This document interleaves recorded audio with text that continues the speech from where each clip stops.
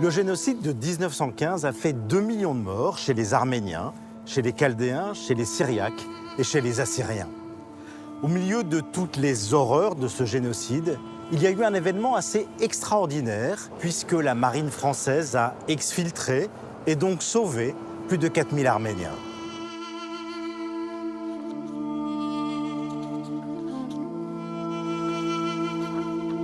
Les Arméniens du Moussadar, c'était essentiellement, quasi exclusivement, des agriculteurs. Donc c'est des villageois, des fermiers, des producteurs d'oranges, de mandarines, etc. Ils vivaient de manière assez simple, donc c'était plutôt des villageois qui n'étaient pas du tout aguerris à l'art de la guerre, si vous voulez. C'était pas des soldats. Et ce qui est extraordinaire dans cette histoire, c'est que 4000 villageois ont réussi à tenir en échec toute une armée régulière, avec des armements, des canons, des armements assez lourds. Et ils ont réussi à tenir plus de 50 jours avant que les marins français arrivent et les évacuent à Port Saïd. On est en 1915, donc c'est la Grande Guerre. Le 24 avril 1915, le gouvernement jeune turc de l'époque a décidé l'élimination totale des Arméniens. Et c'est dans ce contexte-là qu'en Méditerranée orientale, la Marine nationale, à ce moment-là, avait comme mission, premièrement, la protection du canal de Suez, et d'autre part, sa deuxième mission, c'était ensuite le blocus des côtes de Syrie. Traduisez, le blocus de tout ce qui se passait entre le sud de la Turquie actuelle et Port Saïd. Le 24 avril, c'est la date officielle du déclenchement du génocide des Arméniens. La plupart des régions d'Anatolie, notamment, ont été vidées de leur population arménienne pas à pas. La région du Moussadar avait échappé jusqu'au 13 juillet. Mais le 13 juillet, les villageois reçoivent un ordre de déportation ou d'éloignement, comme ils disaient, je crois, à l'époque. Lorsque l'ordre de déportation est arrivé, le 13 juillet, ils savaient que dans les villages, dans les régions avoisinantes, il se passait des massacres, notamment à Zeytoun, qui n'est pas très loin du Moussadar. Donc ils savaient que là-bas, il y avait des exactions et ils ont décidé, quelque part, de ne pas suivre les ordres.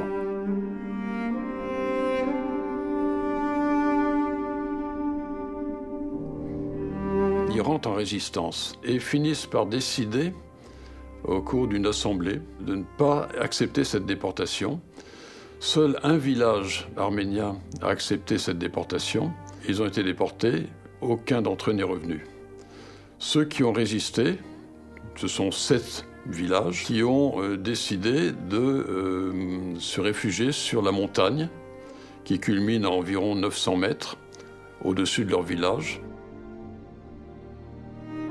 Et il y en a 4000 qui étaient montés donc sur la montagne par des chemins escarpés, avec des vivres, avec des moutons, avec tout ce qu'ils pouvaient emporter pour survivre. Évidemment, ils avaient besoin de sources d'eau, et par chance, dans cette région-là, il y a beaucoup de sources. Donc ils se sont installés dans des camps provisoires. Ils ont 300 fusils qu'ils ont réussi à cacher. Donc ça fait un fusil pour deux combattants. Le 7 août, les gendarmes appellent l'armée régulière turque pour venir déloger les Arméniens. Et ils essayent donc de les déloger, mais là, les Arméniens résistent. Il va y avoir en tout 4 phases, 4 batailles, 4 tentatives de casser la résistance arménienne, et les 4 vont échouer. Le 19 août, c'est une attaque massive qui fait qu'ils vont être en situation d'être submergés dès le lendemain. Et c'est là que j'ai le récit d'une contre-attaque très audacieuse menée par le chef arménien Pierre Dimlakian, qui réunit 30 hommes.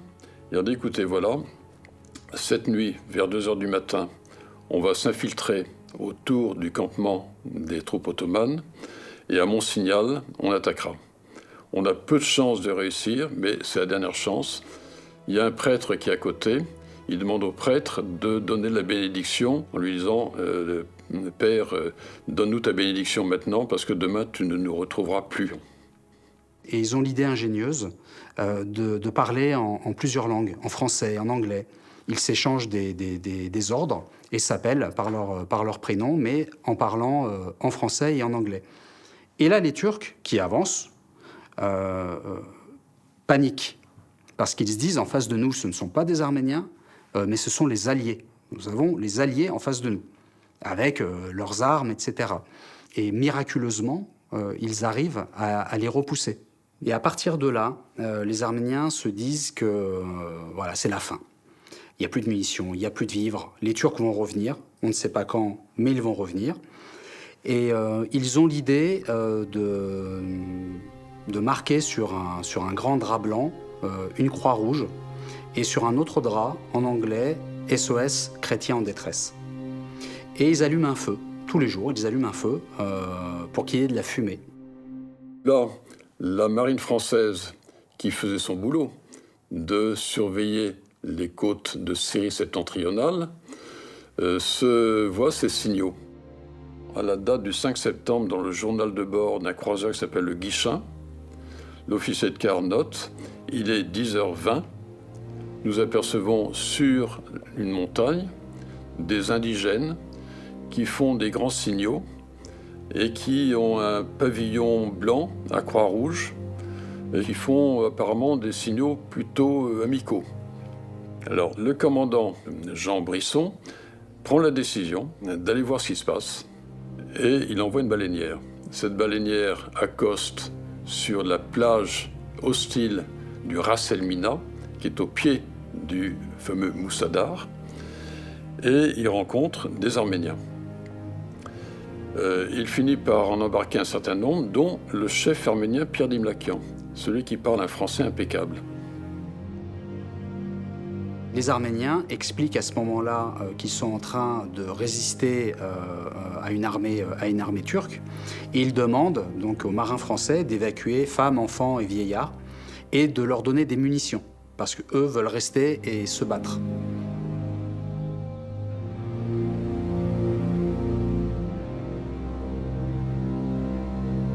Finalement, la décision a été prise conjointement par Arméniens et marins et Arméniens de faire une évacuation vers Port Saïd.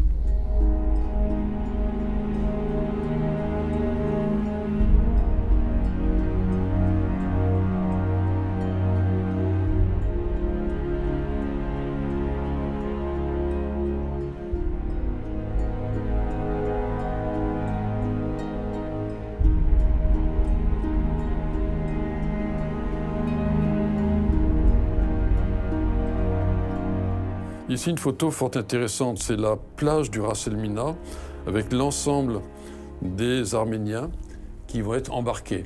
On a embarqué, pour commencer, les femmes et les enfants, et les combattants ensuite, et les chefs en dernier. L'opération est en cours. Là, ici, les familles arméniennes. Les hommes ne sont pas là, les hommes sont en train de surveiller les crêtes. Il y a eu 5 bâtiments qui ont fait cette opération d'évacuation, ils sont 5. Celui-là s'appelle La Foudre, et elle a embarqué plus de 1000 réfugiés, et elle reçoit l'ordre d'appareiller pour Port Saïd.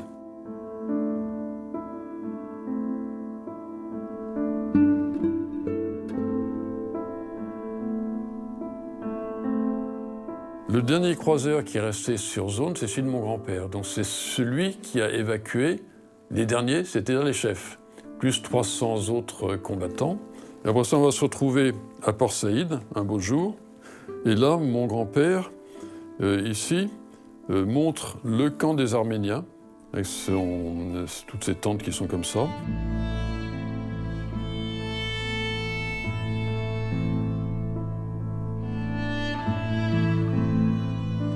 Alors, les Arméniens, lorsqu'ils sont arrivés à Port Saïd, sont restés donc de 1915 jusqu'à 1919, sont restés à Port Saïd. Donc 4 ans sur un camp de réfugiés, c'est long. L'amiral Darieux est invité avec ses officiers à visiter le camp des Arméniens. Il exprime toute son admiration pour ces Arméniens qui, quelques semaines après leur évacuation, ont pris la décision de construire un hôpital, une école, etc., avec des grandes tentes de l'armée, et une cathédrale. Et ils invitent un archevêque du Caire pour célébrer une messe arménienne, la Divine Liturgie. Et là, j'ai le récit de cette célébration-là, faite par l'amiral Darieux, son épouse, qui a trouvé que les chantres, ils chantent d'une façon qui ne lui plaît pas toujours. Mais enfin, il se tient bien, mais il exprime encore son admiration pour ces Arméniens sur le plan spirituel. Les Arméniens du Moussadar doivent à la France une deuxième vie qui leur a été offerte. Parce qu'on aurait dû finalement marcher avec nos compatriotes vers les déserts de Syrie. Ça n'a pas été le cas. Il y a eu une résistance héroïque, une épopée, vraiment une épopée, parce que pour résister face à une armée régulière, c'était inespéré.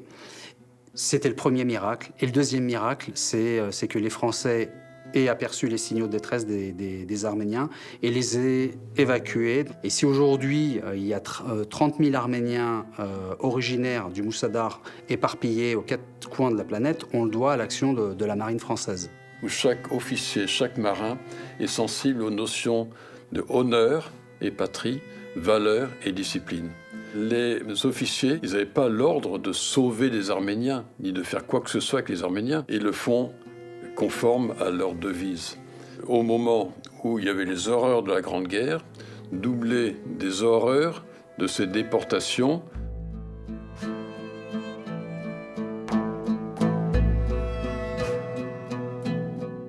donc ce moment de grâce est intervenu pendant 10 jours. Et après ça, il a laissé une trace inébranlable entre les Arméniens et les marins jusqu'à maintenant. Ça s'est traduit après ça, plus tard, par l'engagement immédiat de ces combattants arméniens et de leurs chefs dans la Légion d'Orient, leur entraînement à Chypre et leur déploiement à la bataille de l'Arara, près de Naplouse, en Palestine, qui a scellé l'effondrement de l'Empire ottoman. Et là, ce sont les bataillons de la Légion d'Orient, les bataillons arméniens de la Légion d'Orient, qui ont été engagés. Les jeunes combattants arméniens, ils ont voulu s'engager pour la France, non pas pour remercier les Français, mais quelque part pour combattre la barbarie et le régime turc. On porte en nous le deuil de toute une nation, mais ce qui s'est passé au Moussadar, c'est un petit peu la dignité de la nation arménienne qui s'est battue et dont l'issue a été positive. La morale de l'histoire, c'est qu'il faut garder la foi. C'est que même dans les moments les plus désespérés, il faut garder l'espoir et en tout cas se battre quoi qu'il arrive.